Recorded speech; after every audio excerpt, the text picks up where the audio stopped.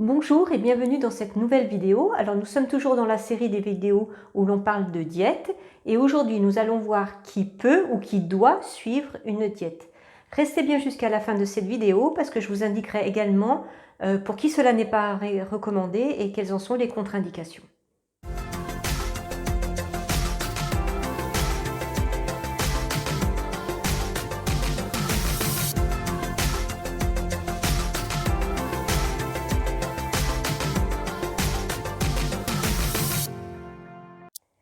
Je suis Christine Labbé, je suis naturopathe et créatrice du blog Santé Naturelle tout simplement. Dans mon blog, je vous livre mes meilleures astuces et mes meilleurs conseils pour être en bonne santé naturellement à l'école d'Hildegard de Bingen. Je vous partage également mes meilleures recettes de cuisine pour que vous aussi vous puissiez marier dans votre assiette santé et plaisir. Mon rôle est de vous accompagner sur le chemin ô combien agréable d'une santé au naturel. Alors, qui peut être concerné par une diète? Qui peut en avoir besoin?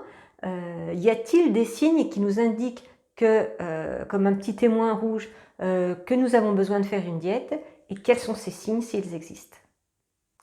Bref, vous sentez que vous n'avez pas vraiment la forme, que quelque chose cloche.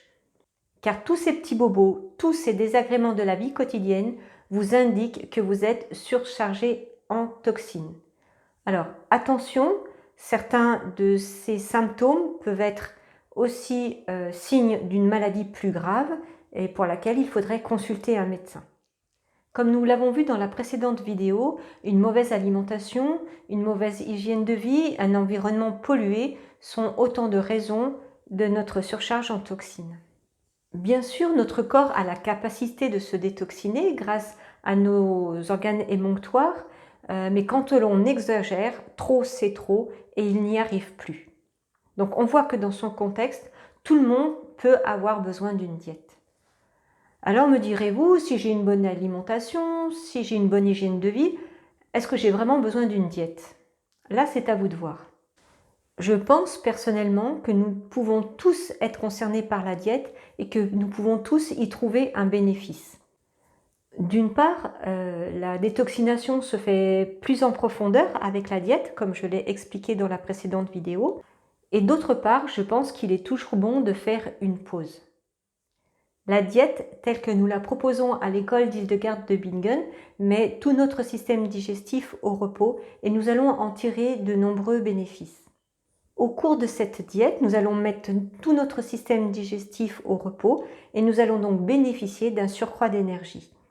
Du coup, vous aurez à votre disposition un surcroît d'énergie que vous pourrez utiliser pour entreprendre des actions, des projets, des rêves peut-être que vous n'auriez pas pu faire en temps normal. Et puis vous verrez qu'une diète ne concerne pas seulement ce que l'on met dans son assiette. Idéalement, une diète est une vraie parenthèse. Une diète peut être un temps pour méditer ou pour prier si vous êtes croyant, un temps pour une introspection, pour un retour sur soi, pour mieux avancer ensuite. Et si on joue bien le jeu dans toutes les dimensions de la diète peut représenter un vrai tremplin dans notre vie. On peut ensuite se donner les possibilités de réaliser des projets, des rêves que nous avions peut-être mis de côté. Ainsi, on peut dire en quelque sorte que la diète nettoie également notre âme. Voyons maintenant quelles sont les contre-indications à suivre une diète et qui ne doit pas suivre de diète. Si vous vous reconnaissez dans l'un des cas que je vais citer, vous ne devez pas entreprendre de diète, du moins sans accompagnement. Si vous êtes très affaibli, si vous êtes très amaigri, si vous êtes très anémié, vous n'avez pas la force vitale nécessaire pour entreprendre une diète. Une diète, c'est exigeant. Si vous souffrez d'un diabète insulinodépendant, si vous prenez beaucoup de médicaments, des antidépresseurs par exemple, parce que pendant la diète, l'effet des médicaments va être démultiplié et leur toxicité ne pourra pas être contrôlée. Donc je répète, si vous vous trouvez dans un des cas que je viens de citer, vous ne devez pas suivre la diète telle que je vais l'indiquer dans les vidéos précédentes. Il est possible pour vous de suivre un programme de détoxination, mais ça doit être un programme qui est adapté à votre cas personnel, avec un suivi. Donc pour cela, je vous conseille vivement de consulter un thérapeute formé à la thérapie d'Hildegard de Bingen. Ça y est, vous êtes motivé pour suivre une diète et c'est le premier pas important. Mais avant de vous décider, vous voulez savoir combien de temps ça dure, comment est-ce qu'on s'y prépare, ce qu'on met dans notre assiette. Eh bien, j'aborde toutes ces questions dans mes prochaines vidéos. Pour être sûr de les recevoir, je vous conseille de vous abonner à la chaîne.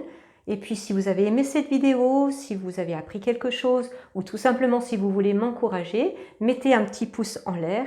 Et puis, je vous dis à bientôt.